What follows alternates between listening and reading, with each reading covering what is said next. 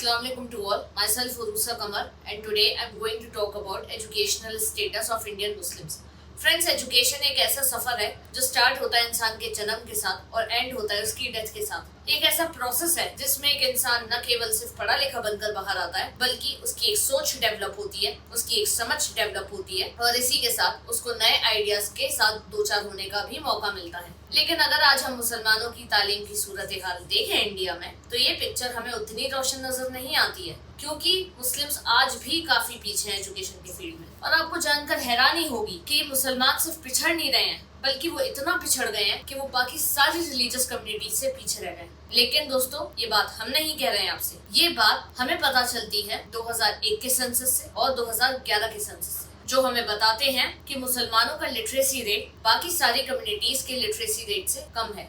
पर दोस्तों, इसकी क्या वजह है कि मुसलमान आज इतना पिछड़ गए और आजादी के इतने साल बीत जाने के बाद भी वो तरक्की नहीं कर पाए? क्या इस्लाम इसकी कोई वजह है या मुसलमानों की अपनी कोई निजी खामी है जिसकी वजह से आज वो तरक्की नहीं कर पा रहे हैं? अगर दोस्तों मैं इस्लाम की बात करूं, हम ये देखते हैं कि इस्लाम तो वो मजहब ही नहीं है जो किसी की तरक्की को रोके, किसी की प्रोग्रेस पे मोहर लगाए, बल्कि इस्लाम तो वो मजहब है जो हर हालत में एक इंसान को पढ़ने, लिखने, सोचने और समझने पे मजबूर करता है। इसी की वजह से कुरान में अल्लाह ने नॉलेज गेन करने की बात कही है, विजडम गेन करने की बात कही है। सिर्फ यही नहीं दोस्तों, कुरान में अल्लाह ने नॉलेज और विजडम को एक वैल्यूएबल एसेट बताया है। अब अगर मैं कुरान की पहली वर्स लेती हूँ, कुरान की पहली वर्स का पहला लफ्ज जो प्रॉफिट मोहम्मद पे रिवील हुई, ये लफ्ज है इकरा, और इकरा के मायने दोस्तों होते हैं पढ़ने के। तो दोस्तों, आप खुद ही सोच सकते हैं कि एक ऐसा रिलीजियस ग्रंथ जिसकी शुरुआत ही पढ़ने से हो रही है, तो वो क्यों ही किसी के पढ़ने लिखने पे रोक लगाएगा। सिर्फ यही नहीं दोस्तों, कुरान में एक पूरा चैप्टर मौजूद है जिसका टाइटल अल कलम है। अल कलम के मायने द पेन के होते हैं। अब किसी भी रिलीजियस बुक में इन दोनों लफ्जों का आना, इकरा का और अल कलम का, हमें यही बताता है कि इस्लाम पढ़ने लिखने के लिए कितना ज्यादा इंसान को प्रोत्साहित करता है। इसके अलावा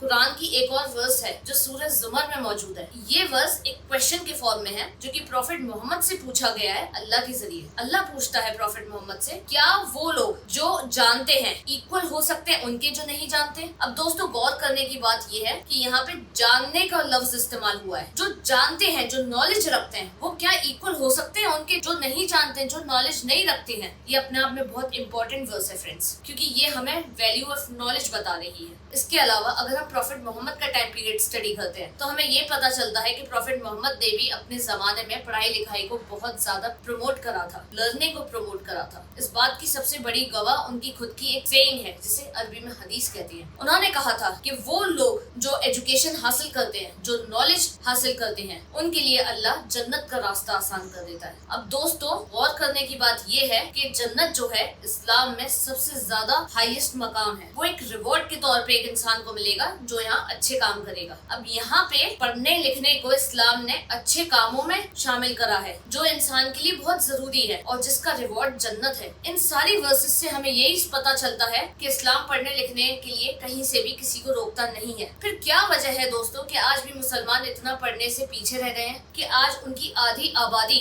इलिटरेट है, जो कि हमें पता चलती है 2011 के सेंसस से। ये सेंसस हमें ये बताता है कि 42.7% मुसलमान आज इलिटरेट हैं। अब दोस्तों, ये बड़ा आंकड़ा है। इस सोचने की बात है दोस्तों कि आज इतने साल बीत जाने के बाद भी आजादी के हम आज भी इलिटरेट हैं। इसका क्या रीजन है दोस्तों? क्या बड़ी वजह है कि मुसलमान आज तरक्की नहीं कर पाए हैं और वो पढ़ने लिखने से महरूम रह गए? क्या उनकी गुर्बत एक बड़ी वजह है या कोई और रीजन है इसके पीछे? आप क्या सोचते हैं? कमेंट सेक्शन में जरूर बताइए। Thank you.